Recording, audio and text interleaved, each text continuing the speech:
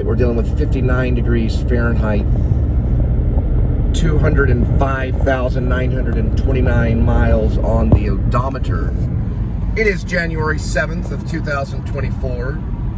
If we went back in time to January 7th of 1964, a man came into this planet known as Nicolas Kim Coppola, or some may say Nicolas Kim Coppola.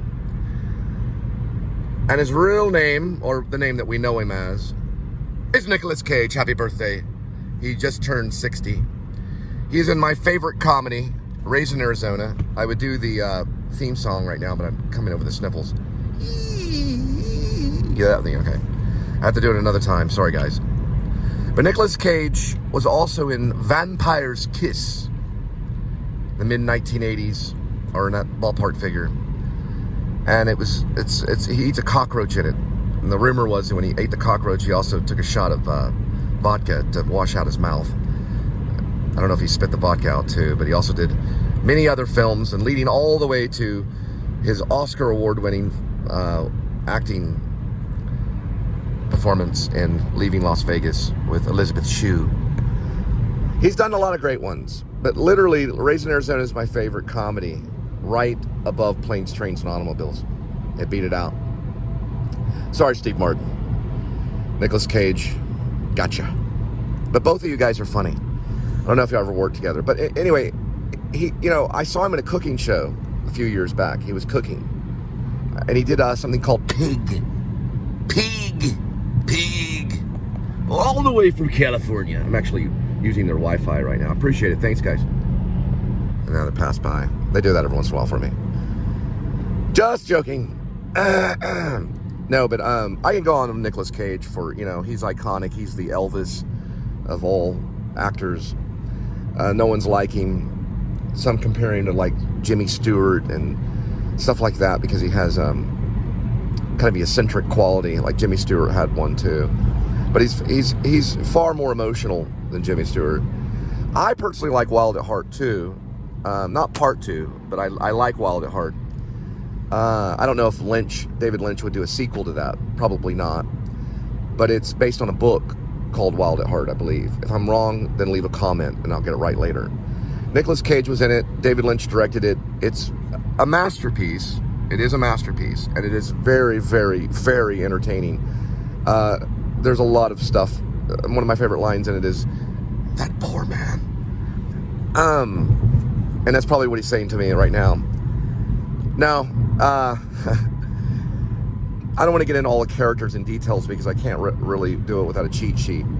But I can certainly remember that he played H.I. McDummon, and I'll look that up later. But H.I., also known as Hi. It's about time to get some decent friends. But I can go on a long time. I think one time he said something like, "I'll be out shortly," or "I'll be back directly."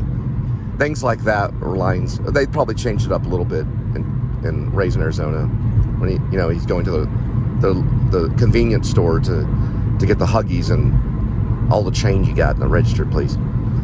But it's about Raised in Arizona is about a criminal and a cop.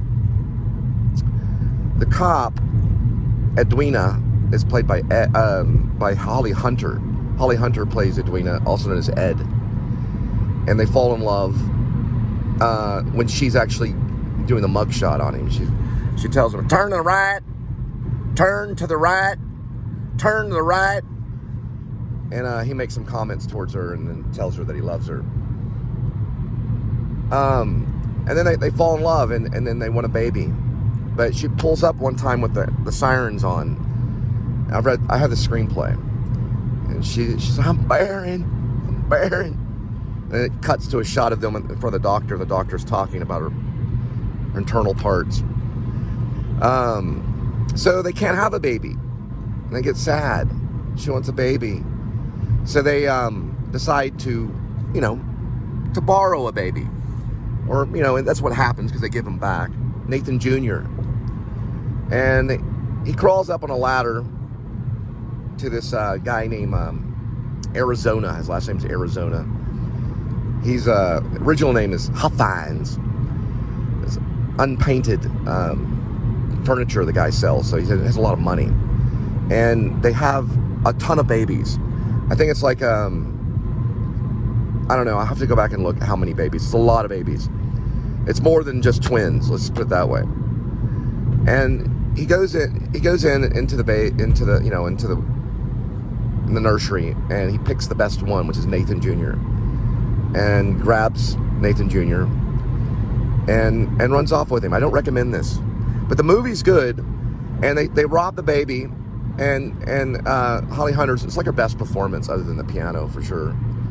And she's crying, you know, she's like, well, he decides not to do it first. So he goes down the staircase, or actually, he does go down the staircase for a minute because one of the babies almost falls down the staircase.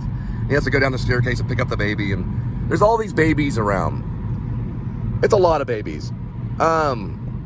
More than 4 or 5, let's just put it that way. She had a big load, and like a litter of babies.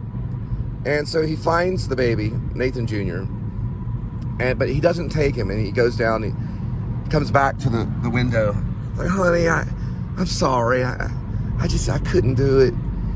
And she's like, go back up here and give me a baby right now. And it's this whole thing that goes on for a while. So he goes back up there, finally he robs Nathan Jr., and that's where the movie begins. And then we get into Raised in Arizona. You have to watch it. I'm using it right now as a learning tool to be economical with shots when it comes to camera cues, because it's very difficult. Let's see if the train's coming. It's very difficult to write a screenplay because you're dealing with camera cues, and Joel and Ethan Coen are very good at it. I'm also using the screenplay Children of Paradise, which Nicolas Cage is not in, but he's in a lot of great ones. And happy birthday to Nicolas Cage. Thank you for everything you've taught people, you know, in life. And 60 years old is still young.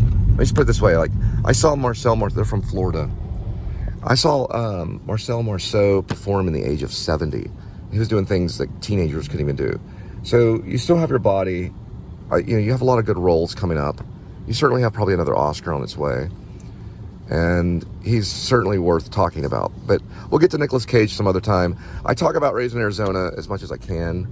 I do have to go back and study these things, guys. I'm sorry. I have a lot I'm doing right now. Yes, I did continue on with the Katharine Hepburn screenplay last night.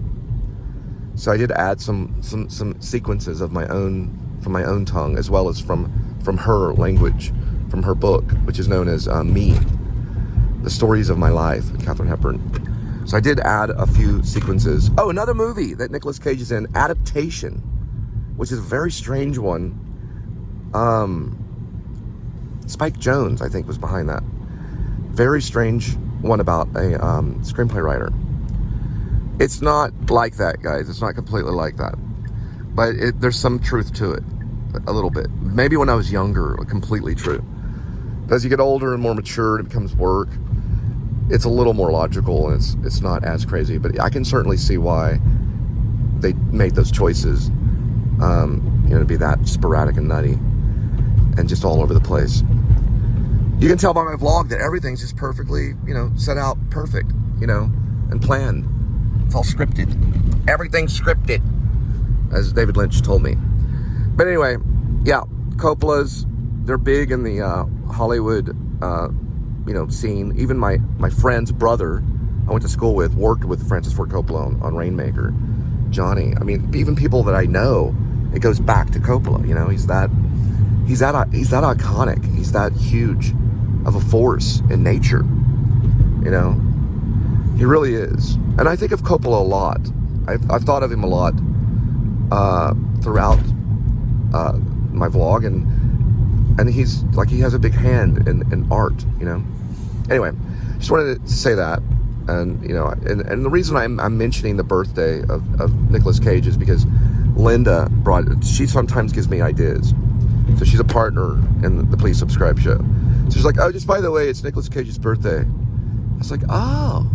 And I immediately broke out Internet Movie Database and started doing research right before this. Sorry about that. Or at least would have looked at it last night.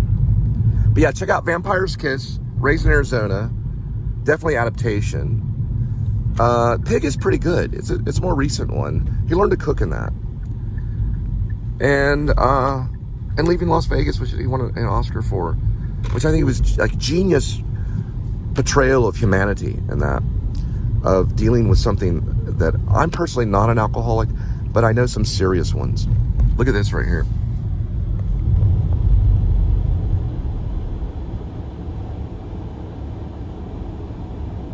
And I have to mention Rumblefish with Nicolas Cage too, which is another masterpiece.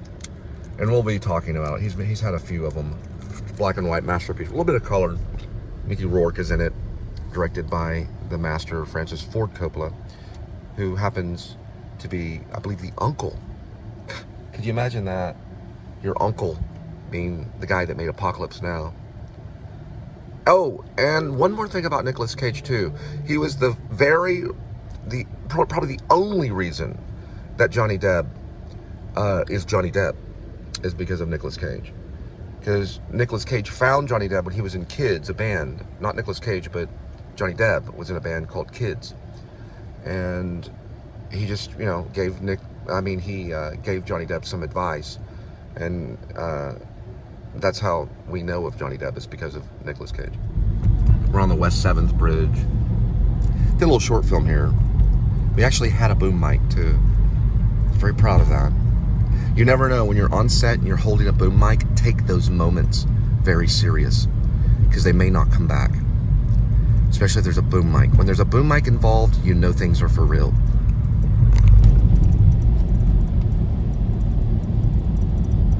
All right, I want to make a correction on the Raising Arizona. They don't actually rob the baby. If the baby had money, they kidnap the baby in Raising Arizona. It's about a kidnapping. I gotta find out how many, is it quadruplets or something? I don't remember. It's like 8 babies, or I'll find out. Just give me a moment. All right, so in the Raising Arizona, they use 15 babies, but there are quadruplets or whatever. I think it was supposed to be 8 babies, but they use 15 of them. I'm sorry, quadruplets are 5 children, not 8. Sorry, I was wrong. But they used 15 babies in the making of it, in the movie, but it was only 5 babies. So Nathan Jr. came from 5 babies. Quadruplets, or something like that. It's pronounced something. Okay, quintuplets. Quintuplets is the name of 5 babies. Quintuplets. All right, first delivery is 5:30, 5 minutes, 1.5 miles.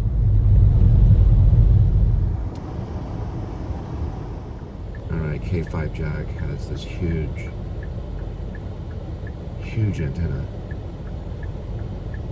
Probably broadcasting off the solar beams of the moon. There we go. It's supposed to be a really cool place to live. They have apartments, and they're gonna have like Starbucks right below you.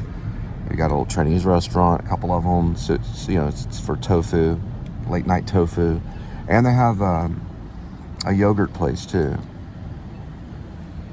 Yogurt Land, I think is what they call it. But it's in Montgomery Plaza, and they say laundry room, but it may be worth it. It may be a nice laundry room, but I'm sure they have their own washer and dryer hookups. I'm sure they do. All right. I don't know if it's still there, but that was when they did the Shakespeare in the Park right there. That's where they did it back in the day. All right. So West 7th Bridge coming up. It's beautiful West 7th, beautiful Fort Worth for all you actors that didn't do so well in Hollywood. You could end up in Fort Worth. Don't panic, I'm here. I pay a little bit. At 20 or 30 or 40. If you show up, I'll pay for the gas. And if funding comes in, you get more. But don't hold your breath. But if you are an actor and you're in Fort Worth, check out Stage West Circle Theater. If you're downtown Fort Worth, you want to go to Circle Theater. Even if you're downtown Fort Worth, just go down to Vickery and you'll see Stage West. Dana's there. Tell her Cole said hi. And I've only helped install the seats to one of the Stage West theaters, which was out by TCU. But now the Vickery one, I've only seen shows there. But I have auditioned. But I did a lot of my work at Circle. Well, one show at Circle, and then I did a few shows at Stage West. We're going to a Presbyterian church. So they take wine and communion and a small piece of bread. It's right down the road from Trinity Terrace, where all the old people are tripping out on the good stuff. And they just walk over to the First Presbyterian, get a little shot of wine on Sunday with a little crusty bread.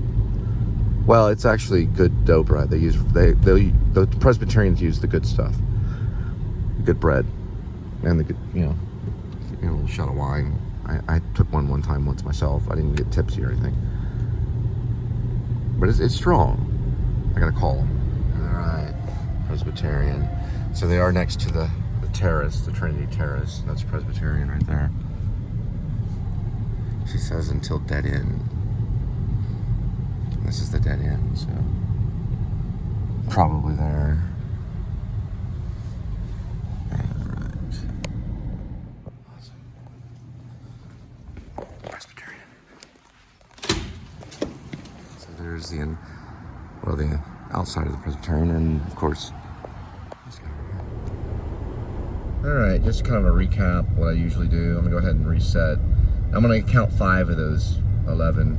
So it's good to reset, probably like right here. I'll get a kind of ballpark figure of the whole night.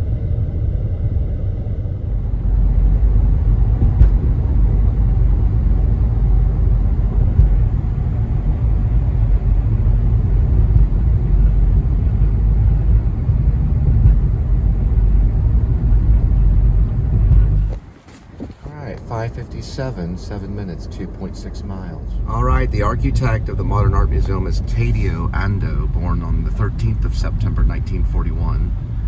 Self-taught architect. He built that right there. From Japan.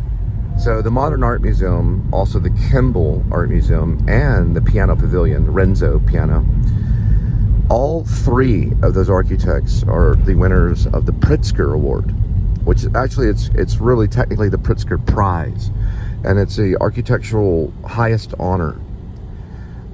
Now, Ando, or Taddeo Ando.